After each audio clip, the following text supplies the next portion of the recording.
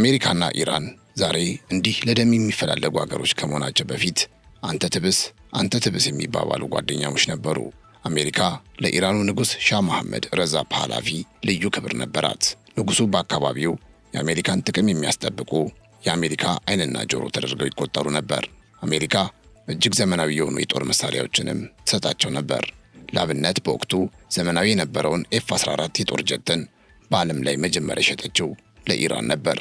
ዛሬ ላይ አሜሪካ ኢራን የኒውክሌር ቴክኖሎጂ እንዳይኖራት እንዲህ የምትጋጋጠው ራሷ በሰጠቻት ቴክኖሎጂ ነው። በ1950ዎቹና 60ዎቹ የኢራንን የኒውክሌር መርሃ ግብር አቶምስ ፎር ፒስ በሚል መሪ ቃል ያስጀመረችውና የመጀመሪያውን የኒውክሌር ሪያክተር ለኢራን የሰጠችው ራሷ አሜሪካ ነበረች። ያኔ ጓደኝነታቸው እስከ ኒውክሌር የሚደርስ የጠለቀ ነበር። በዚያ ዘመን ቴህራን የመካከለኛው ምስራቅ ፓሪስ ትባል ነበር። የአሜሪካ ባህል፣ ፋሽንና ሙዚቃ በኢራን በሰፊው ይዘወተር ነበር። በሺዎች የሚቆጠሩ ኢራናውያን ተማሪዎች በአሜሪካ ዩኒቨርሲቲዎች ይማሩ ነበር። የአሜሪካውያን ኩባንያዎች በኢራን የነዳጅና የኢንዱስትሪ ዘርፍ ላይ በቢሊዮን የሚቆጠር ዶላር ኢንቨስት ያደርጉ ነበር። ምን ይሄ ብቻ! የሻህ መሐመድ ረዛ ፓህላቪ ቤተሰቦች ዋይት ሃውስ ድረስ በመሄድ ከፕሬዚዳንት ኬኔዲ፣ ኒክሰን እና ካርተር ጋር እንደ ቤተሰብ ይገባበዙን ጭምር ነበር። ፕሬዚዳንት ጂሚ ካርተር በ1977 መጨረሻ ላይ ቴህራን ድረስ ሄደው ኢራን በግርግር ውስጥም ያለች የሰላም ደሴት ናት በማለት ለንጉሡ ክብር ምስክርነት ሰጠው ነበር። ነገሩ የመጣው ከ1979 የኢራን እስላማዊ አብዮት በኋላ ነው። አሜሪካ የምትደግፋቸው ንጉሥ መሐመድ ረዛ ፓህላቪ በህዝባዊ አመፅ ከስልጣን ተወገዱ። በእሳቸው ምትክ አሜሪካን ታላቋ ሰይጣን ሲሉ የሚጠሯትና የኢራንን ባህል አውዳሚ አድርገው የሚቆጥሩት አያቶላ አሊ ኻሜኒ ወደ ስልጣን መጡ። በዚህም አዲሱ የኢራን መንግስት አሜሪካ የኢራንን ሀብት የምትመዘብር ጨቋኝ ሀገር ናት የሚል አቋም ይዞ ተነሳ። ይባስኑ ብሎ እንደ አውሮፓውያን አቆጣጠር ህዳር 4 1979 አብዮታዊ የኢራን ተማሪዎች በቴህራን የሚገኘውን የአሜሪካ ኤምባሲ በመውረር 52 አሜሪካውያንን ለ444 ቀናት አገቱ። ይህ ድርጊት አሜሪካን በዓለም ፊት ክፉኛ አዋረዳት። ከዚያን ቀን ጀምሮ አሜሪካ ከኢራን ጋር የነበራትን ዲፕሎማሲያዊ ግንኙነት ሙሉ በሙሉ አቋረጠች። ያ ሁሉ የፍቅርና የጥቅም ዘመን እንደ ጉም በኖ ጠፋ። በአንድ ወቅት አሜሪካ ለኢራን የሰጠቻት የኒውክሌር ቴክኖሎጂና ዘመናዊ የጦር ጀቶች ዛሬ አሜሪካን መልሰው የሚያስፈራሩ መጋዝ ሆኑ። ወዳጅነቱ አብቅቶ የጠላትነት ምዕራፋቸው ተከፈተ። ከዚህ ጊዜ በኋላ ቴህራንና ዋሽንግተን ለግማሽ ክፍለ ዘመን የሚዘልቅ የበቀል አዙሪት ውስጥ ገቡ። ኢራንም ለ6 ዓመት ያላወረደችው የሐዘን ቀይ ባንዲራ በመስጊዷ ላይ ሰቀለች። ይህ ባንዲራ የሚወርደው ዶናልድ ትራምፕን ከተበቀለች ብቻ ነው። የተከበራችሁ የኢትዮ ዴይሊ ቤተሰቦቻችን በዛሬው ዝግጅታችን እንዲያ በፍቅር ክንፍ ብለው የነበሩት ሁለቱ ሀገራት ሰማንያቸውን ከቀደዱ በኋላ ምን ነገሮች ተፈጠሩ? ኢራንስ እስከዛሬ ልታወርደው ያልቻለችው የባንዲራ ትርጉም ምንድን ነው? ልትረሳው ያልቻለችው ሐዘንስ የማን ነው? የሚለውን መረጃ ጨምሮ በኢራንና አሜሪካ ግንኙነት ዙሪያ ያልተሰሙ አስገራሚ መረጃዎችን እናደርሳችኋለን። አብራችሁን ስለሆናችሁ እጅግ እያመሰገንን ቪዲዮው ወደ ሌሎች እንዲዳረስ ላይክ፣ ለቻናላችን አዲስ ከሆኑ ደግሞ ሰብስክራይብ እንዲያደርጉ በአክብሮት እንጋብዛችኋለን። አብራችሁን ቆዩ።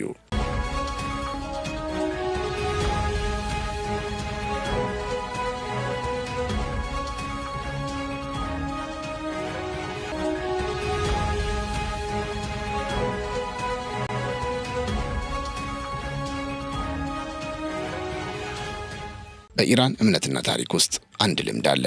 እሱም በታዋቂው የጃምካራን መስጊድ አናት ላይ የሚሰቀለው ቀይ ባንዲራ ነው። ይህ ባንዲራ በታሪክ ለመጀመሪያ ጊዜ በይፋ የተሰቀለው እንደ አውሮፓውያን አቆጣጠር በ2020 ጀነራል ቃሲም ሱሌማኒ በአሜሪካን ድሮን ከተገደለ በኋላ ነው። በኢራን ባህል ቀይ ባንዲራ የሚሰቀለው ያልተመለሰ ደም ሲኖርና ታላቅ በቀል ሲታቀድ ብቻ ነው። ባንዲራው ላይ የተጻፈው ጥቅስ የአራት አራት አልሁሴን ይላል። የሁሴን ደም ተበቃዮች ሆይ እንደማለት ነው። ትርጉሙም በቀሉ እስኪፈጸም ድረስ ጦርነቱ አይቆምም ማለት ነው። ለኢራናውያን ጀነራል ቃሲም ሱሌማኒ ተራ ወታደር ወይም የጦር አዛዥ ብቻ አልነበረም። ከዛ በላይ ትልቅ ትርጉም ያለው ሰው ነው። ለብዙ ኢራናውያን ሱሌማኒ ሀገራቸውን ከውጭ ጠላቶች የጠበቀ የሀገር መከታ ጋሻ ተደርጎ የሚቆጠር ሰው ነበር። የኢራኑ መሪ አያቶላህ አሊ ኻሜኒም እንኳ ጀነራሉ ገና በሕይወት እያለ ሕያው ሰማዕት ብለው ይጠሩት ነበር። ኢራን ውስጥ በፖለቲካ አቋም ልዩነት ቢኖርም ሱሌማኒ ግን በሁሉም ወገን የሚወደድ ብቸኛው ሰው ነበር። ለሀገሩ ብሔራዊ ጥቅም ብቻ እንደሚቆም ይታመናል። ለዚህም ነው በተገደለ ጊዜ በሚሊዮኖች የሚቆጠር ሕዝብ አደባባይ ወጥቶ ያለቀሰለት። ሱሌማኒ ምንም እንኳ ከፍተኛ ባለስልጣን ቢሆንም በጣም ትሁትና ከህዝቡ ጋር የሚቀላቀል ሰው ነበር ይባልለታል። በጦርነት ግንባር ከወታደሮቹ ጋር አብሮ መሬት ላይ ተቀምጦ ሲበላ፣ ልጆችን ሲያጫውትና ሲያጽናና የሚታይባቸው ምስሎች በህዝቡ ዘንድ ትልቅ ፍቅር እንዲኖሩ አድርገዋል። ለኢራን መንግስት ደግሞ ሱሌይማኒ ለውጭ ፖሊሲዋ እጅግ ጠቃሚ ሰው ነበር። ኢራን በአረቡ ዓለም በተለይም በሊባኖስ፣ በየመን፣ በሶሪያና ኢራቅ ያላትን ተጽዕኖ የገነባው እሱ ነው። በጥቅሉ በኢራን ውስጥ ከመሪው አያቶላህ ሐሚኒ ቀጥሎ ሁለተኛው በጣም ተደማጭና ሀያል ሰው ተደርጎ ይቆጠር ነበር። ታዲያ ይህ በአያቶላህ ሐሚኒ መንግስትም ሆነ በህዝቡ እጅግ ተወዳጅ የነበረው ጀነራል ቃሲም ሱሌይማኒ እንደ አውሮፓውያን አቆጣጠር ጥር 3 2020 ላይ አሜሪካ ገደለችው። ግድያው የተፈጸመው በኢራቅ ባግዳድ ዓለም አቀፍ አውሮፕላን ማረፊያ አቅራቢያ ሲሆን ሱሌይማኒ ከአውሮፕላን ወርዶ በመኪና እየተጓዘ ሳለ በአሜሪካ ሰው አልባ አውሮፕላን በተተኮሱ ሚሳኤሎች ተመቶ ተገደለ። ከሱ ጋር የኢራቅ ሚሊሻ መሪ የነበረው አቡ ማህዲ አልሙሃንዲስም አብሮ ተገድሏል። ግድያው በቀጥታ እንዲፈጸም ትዕዛዝ የሰጡት ደግሞ የአሁኑ የአሜሪካው ፕሬዝዳንት ዶናልድ ትራምፕ ነበሩ በመጀመሪያው የስልጣን ዘመናቸው።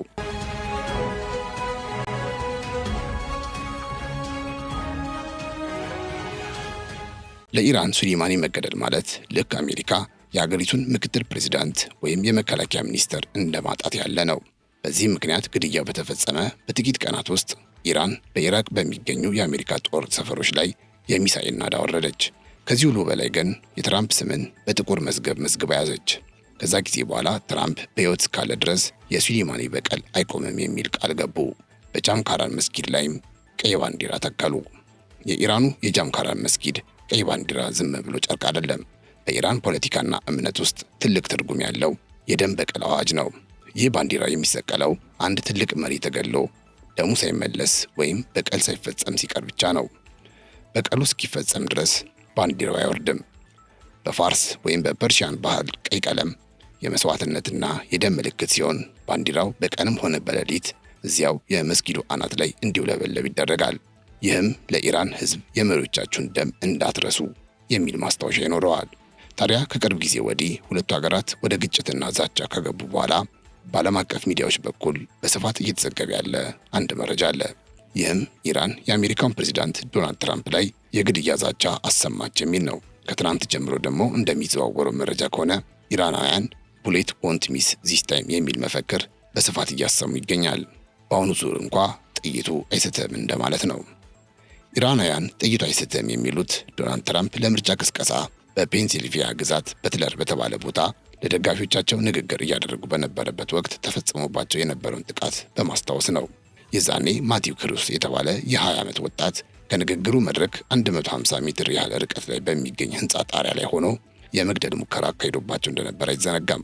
ትራምፕ ከተተኮሱት 8 ጥይቶች ውስጥ አንዱ ቀኝ ጆሮአቸውን በዋጭሯቸው ያለፈች ሲሆን ትራምፕ በወቅቱ ራሳቸውን ባይነቀንቁ ወይም ራሳቸውን ባያዞሩ ኖሮ ጥይቱ በቀጥታ ጭንቅላታቸውን ያገኘው እንደነበር በወቅቱ ሲዘገብ እንደነበር አይዘነጋም።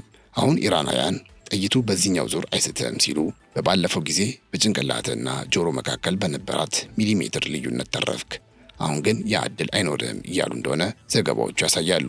ኢራን ይህንን የምትለው ትራምፕን ለመግደል የምትጠቀመው ዘዴ በስናይፐር ብቻ ሳይሆን በድሮን ወይም በአሜሪካ ውስጥ በሚገኙ ሰላዮች አማካኝነት የሚፈጸም ጥቃት ሊሆን እንደሚችል ለመግለጽ እንደሆነ የኤንዲቲቪ ዘገባ ያሳያል። በጥቅሉ የአሁኑ የትራምፕና የኢራን ቁርሾ የሚጀምረው በ2020 ጀነራል ቃሲም ሱሌይማኒ በአሜሪካን ድሮን ከተገደለ በኋላ ነው። የጃምካራኑ ቀይ ባንዲራ እስካልወረደ ድረስ በትራምፕና በኢራን መሪዎች መካከል ያለው የቃላት ጦርነት ብሎም የጦርነት ጉሰማ የሚቆም አይመስልም። የሁለቱ ሀገራት ግጭት በተለይም የዶናልድ ትራምፕና የኢራን ፖለቲካዊ ብቻ ሳይሆን ታሪክ ያስቀመጠው ቂም ነውና።